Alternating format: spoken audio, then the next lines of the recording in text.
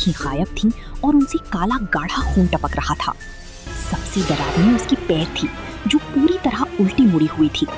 वो औरत धीरे धीरे हवा में तैरते हुए नीचे आने लगी। उसके गले से एक ऐसी आवाज निकली जैसे सूखे पत्तों को कोई कुचल रहा हो।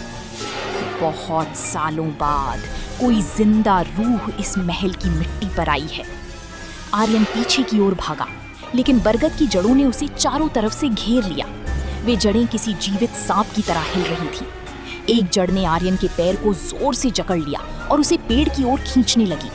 आर्यन चिल्लाया, लेकिन उसकी आवाज महल की दीवारों से टकराकर वापस आ गई।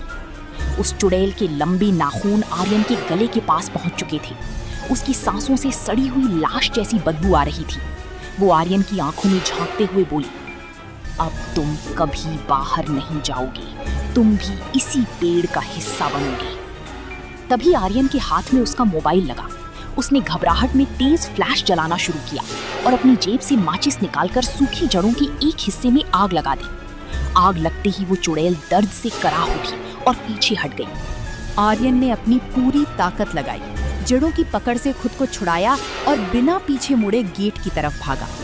जैसे ही वो महल की सीमा से बाहर निकला, गांव के मंदिर की सुबह की आरती की पहली घंटी गूंजी। पीछे मुड़कर देखा तो महल के ऊपर धुआं उठ रहा था, लेकिन वो बरगद का पेड़ और वो चुड़ैल गायब थे। आर्यन गांव पहुंचते ही बेहोश हो गया। उसे 3 दिन तक तेज बुखार रहा। जब उसे होश आया तो उसने देखा कि उसके पैरों पर आज भी उन जड़ों के गहरे काले निशान थे। आज भी नेमली गांव का कोई भी इंसान उस महल की तरफ नहीं देखता। लोग कहते हैं कि वो चुड़ैल आज भी उस जले हुए बरगद के अवशेषों में छिपी है और किसी नए मुसाफिर का इंतजार कर रही है।